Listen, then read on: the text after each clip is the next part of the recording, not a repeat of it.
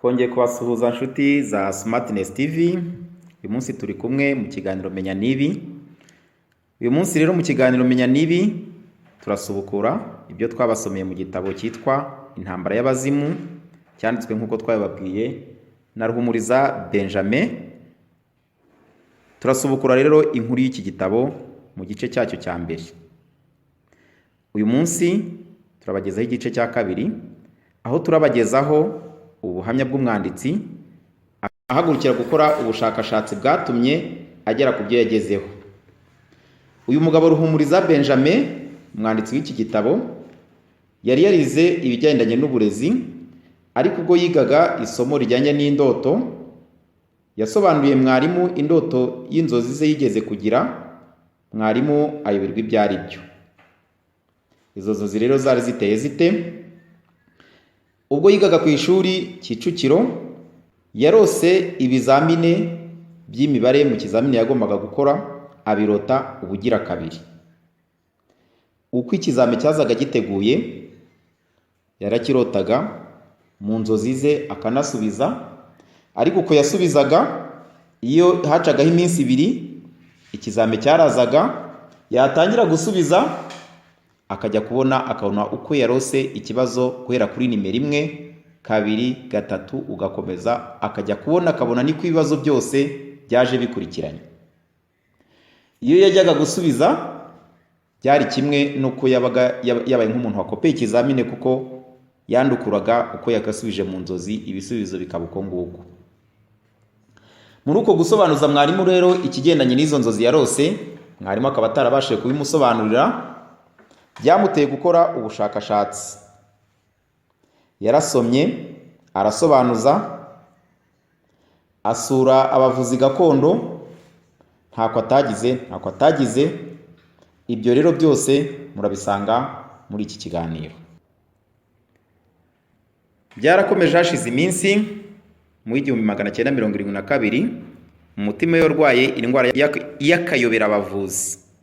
Iyo ndwara inanirana kwa muganga, hose aragerageza biranga. Umutima we wagira gutyo ugahagarara, agakanaguzwa amaso, hashira akanya ugatangira gutera udihaguza vuba vuba, nyuma ukaza kwisubiza uko usanzwe buhoro buhoro. Hashira ikindi gihe kirekire, bwa burwayi bukagaruka. Iyi ndwara yayisuzumishije mu 1973, ubwo yajyaga mu butumwa bw'akazi muri Leta Zunze Ubumwe za Amerika. Abaganga bamubwira ko iyo ndwara ishobora kumwica ako kanya, nk'uko ashobora no kuzayisazana. Bamubwiye ko nta muti wayo bayifitiye. Mu 1975 yongeye kuyisuzumisha mu Bubiligi, yasubiye mu butumwa bw'akazi, naho bamubwira nk'ibyo abaganga bo muri Leta Zunze Ubumwe za Amerika bamubwiye. Agarutse mu Rwanda, yagiye kwisuzumisha mu Kinyarwanda. Umuvuzi wa mbere yabitekerereje, yasanze ayifitiye umuti. Yamucira urusago ku gituza no mu gihumbi, asigamo umuti umeze nk'ifu. Kuva ubwo munsi iyo ndwara ntiyongeye kugaruka, yahise ikira. Amaze kumenyerana n'uwo muvuzi, yamurotoreye za nzozi yigeze kurota. Amaze kumutega amatwi mu kumurotorera za nzozi, yaramubwiye ati, igihe mwarimu yandikaga ategura ikizame, wari umuhagaze iruhande cyangwa wabonye by'abahanuzi. Ikindi, mwarimu yandika ku kibaho cy'umukara, akaba ariyo mpamvu utabonaga icyo byanditseho. Muri ako kanya uyu mwanditsi ntiyasobanukiwe, kuko bwari ubwa mbere yumva amagambo nk'ayo.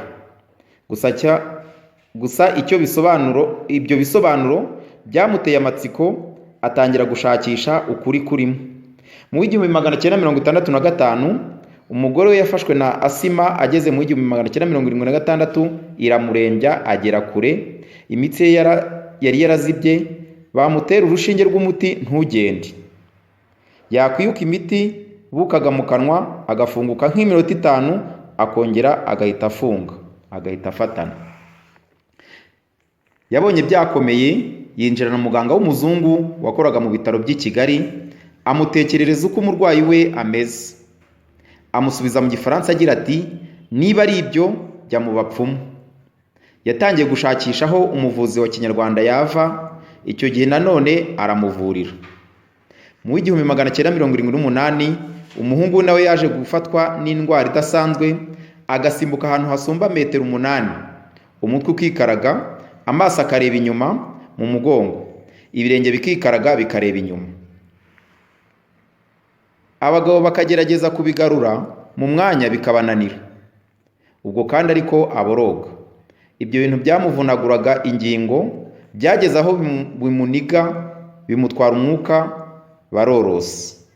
Nyuma y'amasaha 3 umwana yaje kugarura umwuka, akanaguzwa amaso, anywa litiro 6 z'amazi, akomeza kwayaguzwa, abura umwuka. Ubwo kwa muganga bamuhaga umwuka ariko batazi indwara bamuvura. Mu gihe kwa muganga bamuhaga umwuka, yabonye nta muti bitarimo kugera ku ntego, yatekereje kujya mu kinyarwanda. Burya ngo uhiriye mu nzu ntaho adapfunda imitwe koko. Umuhaye umuti yahawe n'abanyarwanda uramuvura.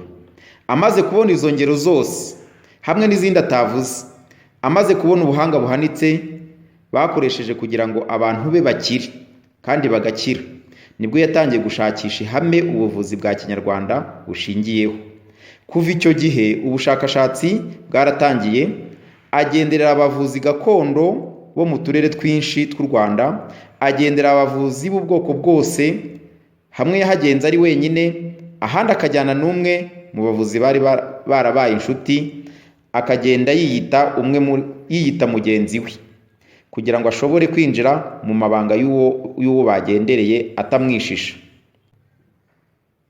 Ubushakashatsi bwe bwasuye abavuzi bakoresha ibyatsi, agenderera abakorana na nyabingi, abakorana n'amahembe, abakorana n'imandwa zikabafasha gusuzuma, guhanura no gutegura imiti, agenderera abakoresha impinga z'amoko menshi. Muri abo bavuzi bose ukuyemo abakoresha ibyatsi, yemeza ko abasigaye bose bavura ku muzimu. Kuva amaze kumenya uko abanyarwanda bakoranaga n'abazimu babo, yatangiye gushakisha mu yandi moko mu turere tw'isi niba hari icyo bavuga ku bazimu. Yasomye Bibiliya inshuro nyinshi, cyane cyane mu kiragano cya kera n'ibyahishuwe na Mutagatifu Yohani, asoma amateka yerekeranye n'imana z'Abagereki n'iz'Abaromani, asoma ibyo bavuga kuri Merlin l'Enchanteur n'abandi banyamihango bo mu gihe cye, asoma ubuhanuzi bwa Nostradamus n'ubwa Edgar Cayce bwerekeranye n'Abanyamisiri, asoma iby'umugore witwa Rosemary Brown yanditse ku bazimu b'abantu bahoze ari abahimbyi b'indirimbo, asoma imigani ya nyuma y'Ikantabur, asoma ikorowani ihinduye mu Gifaransa, asoma ibyanditswe na bamwe mu biyeguriye Imana bo muri Tibet, asoma iby'umusenyeri wo mu Bwongereza avuga ku muzimu w'umuzungu we, asoma iby'umusenyeri wo mu Bwongereza avuga ku muzimu w'umuhungu we, asoma ibyanditswe na Musenyeri Bigira Umwami mu gitabo cye yise Imihango n'Imiziririzo, n'ikindi yise Ni Njyewe Njyenyine. Aheruka ibyanditswe na Padiri Powell ku mibanire y'Abanyarwanda n'abazimu babo. Muri ibyo bitabo byose yavuze kimwe n'ibindi atavuze, yasanze amoko menshi y'abantu yemera ko umuntu adapfa ngo ashire, ni ukuvuga ko bemera ko umuzima abaho, buri muntu mu rurimi rwe akagira uko amwita. Usibye ko mu Kinyarwanda bamwise umuzimu, bashoboraga no kumwita marayika cyangwa bakamwita intebe. Icy'ingenzi nuko bari kubyumvikanaho. Kuba abantu tubyumva umuzimu uko bisona mu matwi y'umuntu, ibyo byo ni amahitamo y'uko Ikinyarwanda cyamwise umuzimu. Ariko muri rusange mu bushakashatsi yakoze, yagaragaje ko buri gace kagira umuzimu, ikinyuranyo kikaba uko bamwita mu rurimi rw'akarere.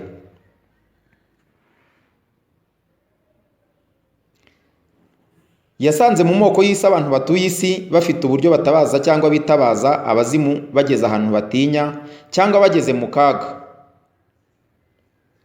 Mu bushakashatsi bw'uyu mugabo tuzakomeza tubagezaho ubushakashatsi yakoze ku bigendanye n'imandwa, tuzakomeza tubagezaho ubushakashatsi yakoze mu bigendanye n'uburyo imiti ya gakondo ikora, kandi tuzakomeza tubagezaho uburyo yasanze ku isi hose ubwo buvuzi bugendeye ku muzimu bukoreshwa ukurikije ubushakashatsi uwo mugabo Ruhumuriza Benjamin yakoze. Nguko ngayo, mwakoze kudukurikira, ntiwibagirwe gukora subscribe. Naho ubutaha tuzakomeza tubasomera byinshi. Abafite andi mateka badusangiza, mwatwandikira kuri iyo nimero iri hejuru, cyangwa mwatwandikira kuri WhatsApp kuri iyo nimero iri hejuru. Murakoze, kandi dukomeje gushimira abantu bakomeze kutwandikira rwose badushimira ubushakashatsi. Tuzakomeza tubasomere, mugire ibihe byiza.